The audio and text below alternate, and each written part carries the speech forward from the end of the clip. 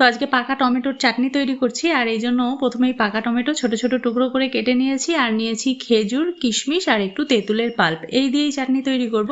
প্রথমে ওভেনে একটা কড়াই বসিয়ে কড়াই গরম হলে তাতে 1 চামচ সাদা তেল দিয়ে দেবো। তেল গরম হলে এতে ফোড়ন দিয়ে দেবো একটা শুকনো লঙ্কা, 1 চামচ কালো সর্ষে আর 1 চামচ গ্রেট করা আদা।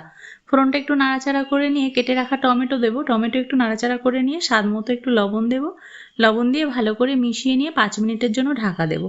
লবণ দেওয়ার কারণে টমেটো থেকেই জল বেরিয়ে যাবে, আর ওই জলেই টমেটোটা খুব ভালোভাবে সেদ্ধ হয়ে যাবে। 5 মিনিট পর ঢাকনা খুলে ভালো করে খুন্তি দিয়ে টমেটোগুলোকে একটু ম্যাশ করে নিলে বেশ সুন্দরভাবে টমেটো গলে যাবে। আর এই সময়ে মিশিয়ে দেবো খেজুর, কিশমিশ আর তেঁতুলের পাল্প।